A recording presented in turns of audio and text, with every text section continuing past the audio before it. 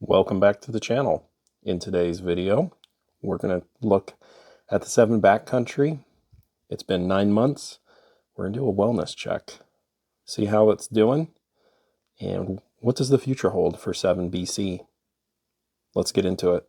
Earlier this year in January, Federal released their 7mm Backcountry with this new alloy case to handle pressures up to 80,000 psi. In this case, it's very similar to a 280 Ackley Improved, and you're getting in a 20-inch barrel faster than 7 PRC. You're looking at a 175 grain, almost 3,000 feet per second. And credit to Federal, you actually do get that velocity.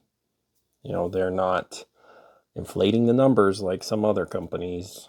But I'm going to be honest, guys, in these 9 months, I kind of think that the 7 Backcountry is kind of on life support right now. Maybe that's a little bit exaggerated. I don't think it's doing that poorly, but it's certainly not lighting the market on fire with 7 BC.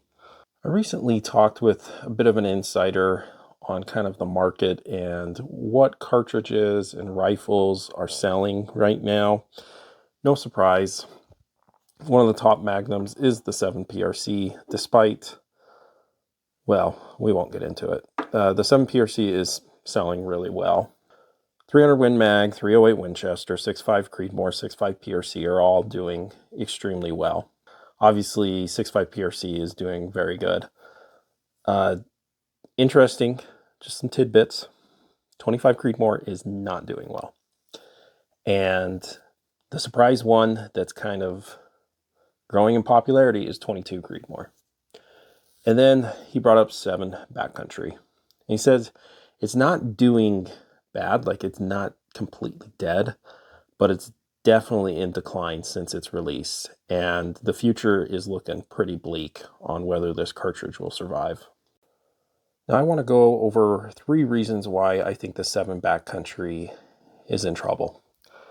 So let's get into it. Number 1, the 7 Backcountry is not really in a lot of affordable rifles. Now Savage just released some rifles in 7 Backcountry, and it hasn't gone very well. We'll get into that later. But other than that, like the next cheapest rifle is probably a Weatherby 307, which is a decent rifle. But all the other 7 Backcountry rifles are pretty high-end, kind of semi-custom guns. And so it's a bit expensive to get into 7 Backcountry. So I think because there haven't really been many budget option rifles, it's not selling very well. Reason number 2, you know what you can't realistically do with 7 BC? This. You can't hand load it. Do you guys remember that, I'm just going to say it how it is, that silly lab coat reloading video that Federal did back in March, where a guy proved you could hand load the 7 Backcountry? It's September. It's been 6 months. There's still nothing. You just can't realistically hand load the 7 Backcountry. I'm not sure that's ever going to get figured out, by the way. Now, about a month ago, I saw a YouTube video where someone technically reloaded a 7mm BC. So what did they do? They took the 280 Ackley Improved, got a neck die, and basically resized the neck, and used, I think, Ramshot Grand, which is not the best idea because it's a really slow burning powder for this little of a case, and got extremely anemic velocities in the 7 BC, which is kind of defeating the purpose of the 7 BC. So yeah, technically you could neck size the 7 BC and put a new bullet in it and put some powder in it, but Federal has not released the powder they're using, has not given any hand load data, and currently there are no dies for 7 BC. So even if you neck size it and technically hand load it, the powders that we have, it's not going to produce the results that you want. So something, I kind of came close with N550 and H4350, but still, I'm like at least 75 feet per second slower. And I'll show you what it looks like in GRT. All right, I got GRT pulled up. You might ask, why not just use a Magnum powder? Well, you run into an issue. You're gonna run out of case capacity before you hit the velocities you want. For example, if we put N560 in, we're like 100, almost 110% case fill before we get close to 80,000 PSI, and we're still 2950 feet per second. That's of course with a 20-inch barrel. And that box velocity was saying like 2975. So let's switch it up to a faster burning powder, N550 at 80,000 PSI with a 20-inch barrel. We're still 100 feet per second slower, 2872. Not good. Now we switch it to H4350 and at 80,000 PSI, we do have a decent load ratio, but again, we're over 100 feet per second slower than what the box velocity says. So they're obviously not using either of these two powders. Now, my guess is they're using some type of ball powder. I think I've seen someone pull a bullet and it was ball powder. And so the problem is we just don't have access to it.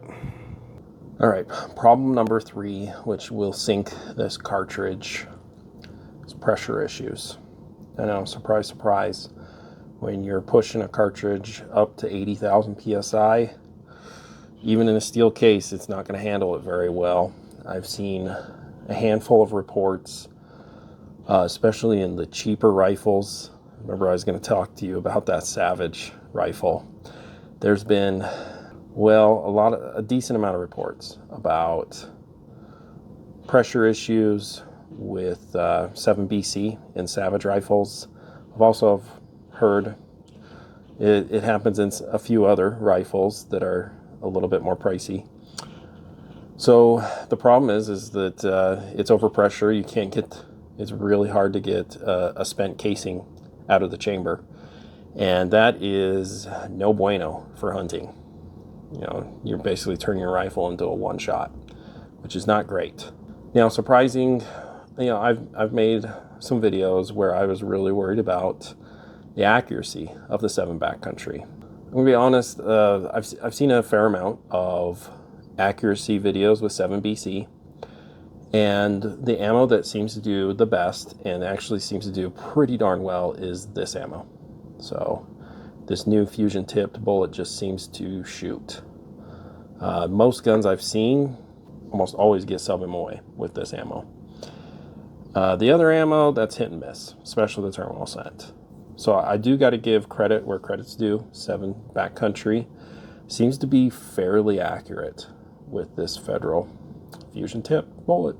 So what does the outlook look like? Well, I don't think it's very good.